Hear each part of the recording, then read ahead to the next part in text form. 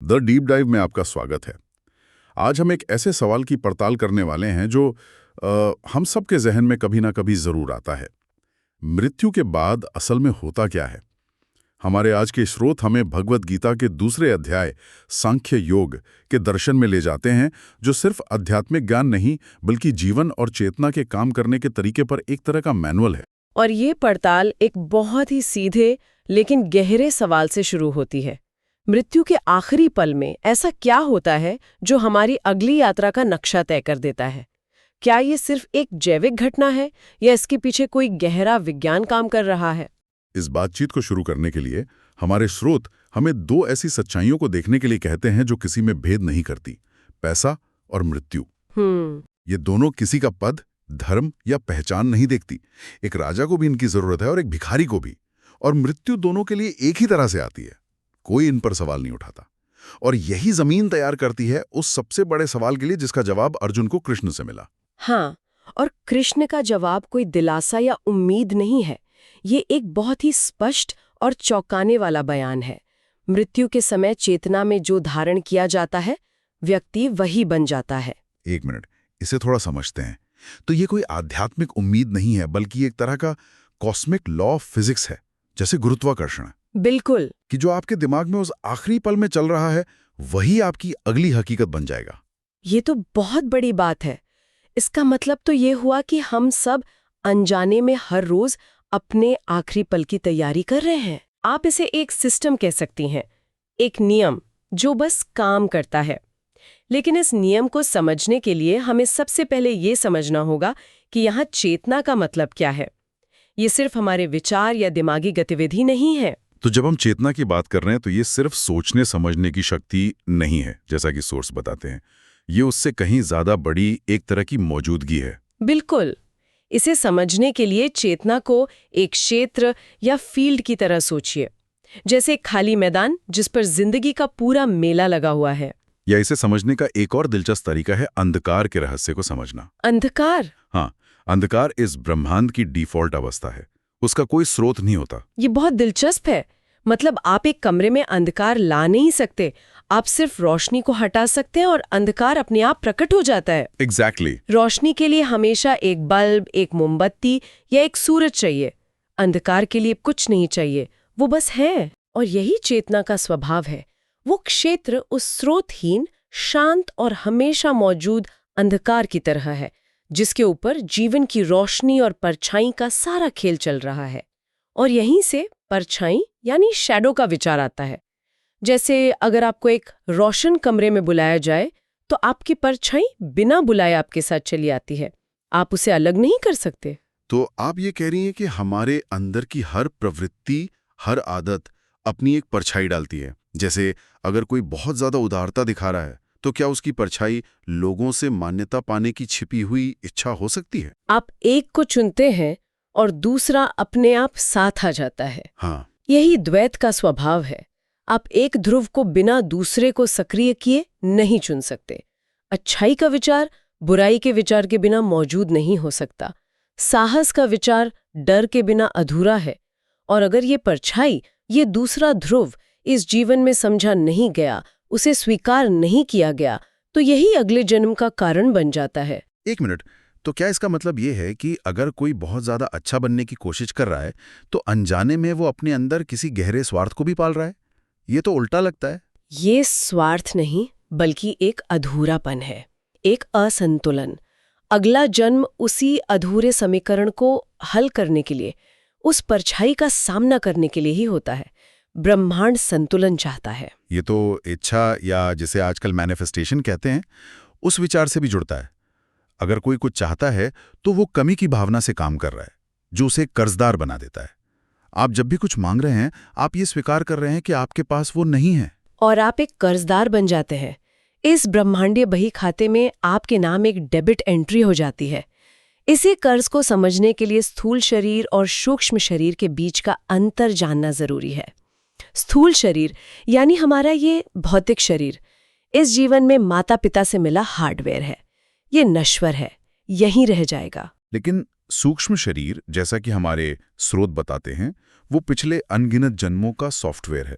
इसमें हमारी सारी प्रवृत्तियां, इच्छाएं, डर, अधूरे काम और कर्मों का पूरा डेटा पैकेज जमा है। तो ये सूक्ष्म शरीर ही है जो एक जन्म से दूसरे जन्म में जाता है। बिल्कुल। इसे ऐसे समझिए कि हमारा भौतिक शरीर एक नया स्मार्टफोन है, लेकिन सूक्ष्म शरीर वो पुराना सिम कार्ड और मेमोरी कार्ड है जिसे हम हर नए फोन में डालते हैं। उस कार्ड में पुराने कॉन्टैक्ट्स, अधूरी बातचीत, डाउनलोड किए हुए गाने और शायद कुछ वायरस भी हैं। जब तक हम उस मेमोरी कार्ड को पूरी तरह से फॉर्मेट नहीं करते, वो हर नए डिवाइस में वही पुराना डेटा और समस्याएं लाता रहेगा। वाह, ये सादृश्य तो इसे बहुत स्पष्ट कर देता है। और हमारे स्रोत इस पूरी प्रक्रिया को समझाने के लिए एक और बहुत शक्तिशाली सादृश्य का उपयोग करते हैं। जीवन एक सिनेमा है जो एक सफेद पर्दे पर चल रहा है। हाँ, और यहाँ पर समझने वाली सबसे जरूरी बात यह है कि चेतना या द फील्ड वो स्थिर सफेद पर्दा है जो कभी नहीं बदलता। वो हमेशा से है और हमेशा रहेगा, बिल्कुल अप्रभावित। और जीवन उस पर चलने वाली गतिशील, बदलती हुई फिल्म है जिसके किरदार, ड्रामा, सुख दुख सब लगातार बदल रहे हैं। हम फिल्म में इतने खो जाते हैं कि पर्दे को ही भूल जाते हैं। हम इस बात से इतने प्रभावित हो जाते हैं कि फिल्म में आग लगी है या बाढ़ आई है कि हम ये भूल ही जाते हैं कि पर्दे को असल में कुछ नहीं हो रहा। वो न जल रहा है न भीग रहा है। और फिल्म इतनी आकर्षक इसीलिए है क्योंकि उसे चलाने वाली 3 अदृश्य ताकतें हैं: सत्व, रजस और तमस। ये प्रकृति के 3 गुण हैं जो हर चीज में मौजूद हैं। ये हमें फिल्म में उलझाए रखती हैं और हमारा ध्यान पर्दे पर जाने ही नहीं देती। ये थोड़ा गहरा है। क्या हम इन गुणों को आसान भाषा में समझ सकते हैं? जरूर। सत्व है संतुलन, स्पष्टता और शांति की ऊर्जा, जैसे सुबह जल्दी उठकर ध्यान करने के बाद का एहसास। ओके। रजस है क्रिया, जुनून और बेचैनी की ऊर्जा, जैसे किसी प्रोजेक्ट की डेडलाइन पास आने पर जो तनाव और तेजी महसूस होती है। और तमस है जड़ता, अंधकार और आलस की ऊर्जा, जैसे बहुत ज्यादा खाने के बाद सोफे पर पड़े रहने का मन करना, भले ही जरूरी काम बाकी हो। अच्छा, तो मतलब मेरी सुबह की कॉफी पक्का रजस है और वीकेंड पर नेटफ्लिक्स बिंज वॉचिंग तमस है। और सत्व शायद वो शांति है जो किसी अच्छी किताब को पढ़कर या प्रकृति में घूमकर मिलती है। ये तीनों शक्तियां हमें लगातार अपनी ओर खींचती रहती हैं। बिल्कुल। और इसका नतीजा ये होता है कि हम जीवन की घटनाओं पर सिर्फ प्रतिक्रिया करते हैं, जवाब नहीं देते। बॉस ने कुछ कहा और तुरंत गुस्सा आ गया। किसी ने तारीफ की और हम खुश हो गए। एक्शन और रिएक्शन के बीच कोई जगह ही नहीं है। कोई गैप नहीं है। कोई गैप नहीं है। हम फिल्म के किरदारों की तरह कठपुतली बने हुए हैं जिन्हें ये 3 गुण अपनी उंगलियों पर नचा रहे हैं। ये सब सुनने में तो बहुत गहरा लगता है कि हम सिर्फ प्रतिक्रिया कर रहे हैं, लेकिन सवाल ये उठता है कि इस आदत को तोड़ा कैसे जाए। इस एक्शन और रिएक्शन के बीच एक होशपूर्ण गैप कैसे बनाया जाए? क्या इसका कोई तरीका है? हाँ, और इस पूरी फिलॉसफी का मकसद इसी रिएक्शन को तोड़ना और उस गैप को बनाना है। ये समझना कि मैं फिल्म का किरदार नहीं, बल्कि वो पर्दा हूं जिस पर ये सब चल रहा है। और हमारे स्रोत इसके लिए मृत्यु से पहले मरने की एक सीधी विधि के बारे में बताते हैं। ये कोई डरावनी कल्पना नहीं, बल्कि पहचान को तोड़ने का एक शक्तिशाली अभ्यास है। मृत्यु से पहले मरना, ये सुनने में बहुत तीव्र लगता है। इसका क्या मतलब है? इसका मतलब है कि जीते जी उस चीज का अनुभव करना जो मृत्यु के बाद बचती है। इस अभ्यास की शुरुआत शरीर को एक नर्म मोम की तरह कल्पना करने से होती है। ये महसूस करना कि ये ठोस दिखने वाला शरीर असल में ठोस नहीं है, बल्कि पिघलने के लिए तैयार है। ठीक है, शरीर एक मोम का घर है। फिर कल्पना करें कि ये शरीर एक घर है जिसके कमरों में यादें भरी हैं, दरवाजों पर इच्छाओं की भीड़ लगी है और कोनों में डर और असुरक्षा छिपी है। हमारी पूरी पहचान इसी घर से जुड़ी है। और फिर कल्पना करनी है कि सिर के ऊपर एक लौ जलाई गई है और इस लौ की गर्मी से ये मोम का घर धीरे धीरे पिघलना शुरू होता है। पहले पैर, फिर हाथ, फिर धड़। यादें, इच्छाएं, डर, सफलताएं, असफलताएं, वो सब कुछ जो हमने मैं मान रखा है, वो सब पिघल रहा है। और सबसे जरूरी बात यह है कि व्यक्ति बस एक साक्षी बनकर ये सब देख रहा है, कुछ भी पकड़ने या बचाने की कोशिश नहीं कर रहा। न किसी अच्छी याद को रोकने की कोशिश, न किसी बुरी याद से भागने की, बस देख रहा है। लेकिन जब सब कुछ पिघल रहा हो तो डर नहीं लगेगा? उसे पकड़कर रखने की इच्छा नहीं होगी? अपनी पहचान को, अपनी यादों को खोने का डर तो स्वाभाविक है। बिल्कुल लगेगा। और यही इस अभ्यास की चुनौती है, उस डर के पार जाना।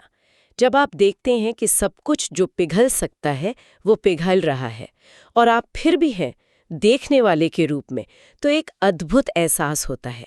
जब मोम का पूरा घर पिघल जाता है तो व्यक्ति शरीर से बाहर एक ज्योतिर्मय लौ, एक दिव्य ज्योति के रूप में तैरता हुआ खुद को देखता है।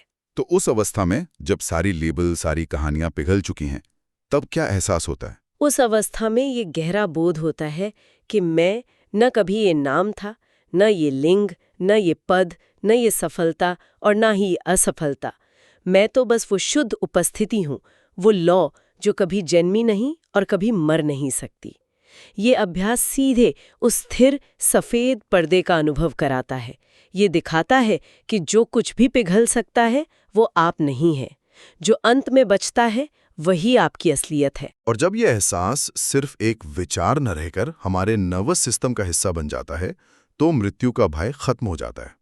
मृत्यु तब एक अनजानी, डरावनी घटना नहीं रहती, बल्कि एक जानी पहचानी प्रक्रिया बन जाती है।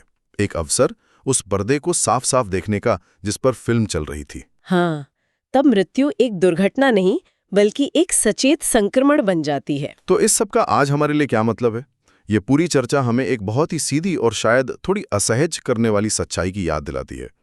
हमारी चेतना में इस समय जो भी विचार या भावना सबसे ज्यादा हावी है, चाहे वो चिंता हो, गुस्सा हो या कोई अधूरी इच्छा, हम अनजाने में अपने अंतिम क्षण के लिए उसी का अभ्यास कर रहे हैं।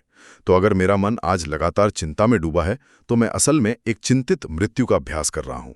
ये तो बहुत ही डरावना विचार है। ये डरावना नहीं बल्कि जगाने वाला विचार है।